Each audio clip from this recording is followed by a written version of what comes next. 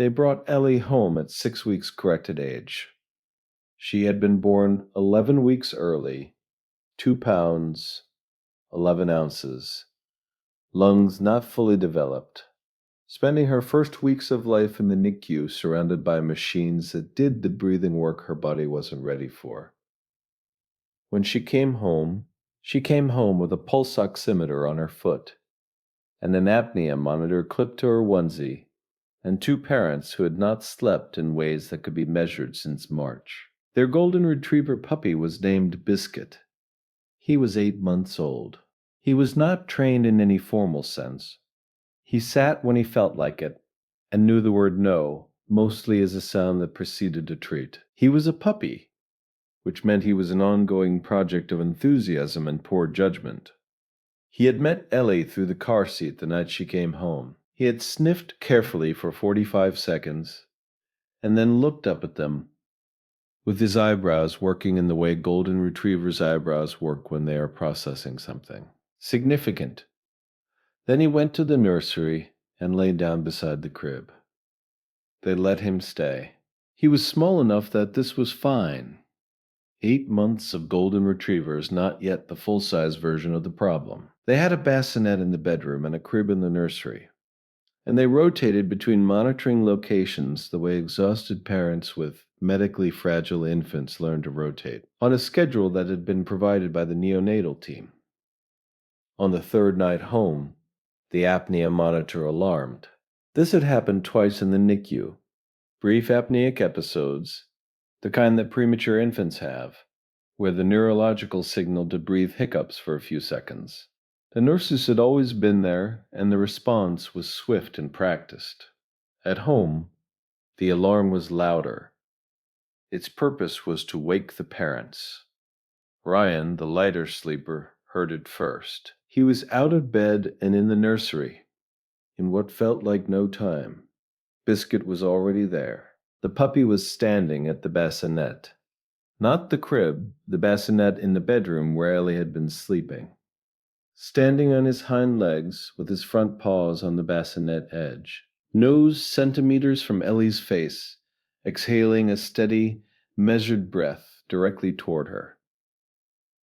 Ellie's apnea monitor was still alarming. Ellie took a breath, then another. Ryan reached in and picked her up. Her color was fine. Her oxygen, when he checked, was rebounding. The episode had been brief.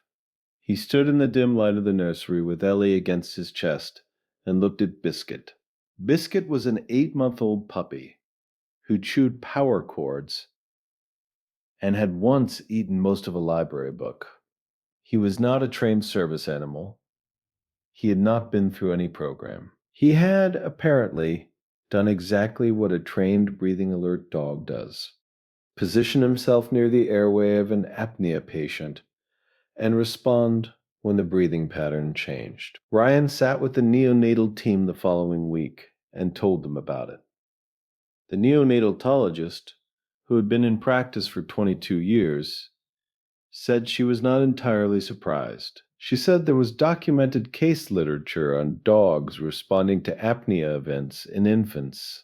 She said the dog's olfactory system was detecting the CO2 change in exhaled air, the stalling of breath, the shift in composition.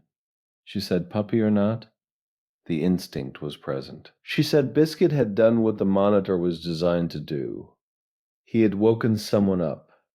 He had just been faster than the alarm. Ellie spent 4 more weeks on the monitor. In those 4 weeks, she had 2 more brief episodes. Both times, they woke to Biscuit already in position, already doing what he had apparently decided was his purpose in the household. By the time the monitor was discontinued, Ellie's lungs had matured sufficiently that the neonatal team was satisfied she was past the risk window. Biscuit did not stop checking on her. He was less urgent about it. No longer standing at the bassinet, but lying nearby, ears occasionally rising when she shifted or made a sound. He was a puppy, still doing everything puppies do, including eating 1 more library book and having strong opinions about the vacuum cleaner. But at night, in the nursery, he was someone else. He was steady, attentive, present in the way that mattered. Ryan never fully understood how an 8-month-old puppy had known to do this. He eventually stopped trying to understand it, and simply accepted it as one of the true things in his life.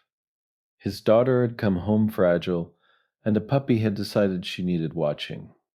And so he had watched.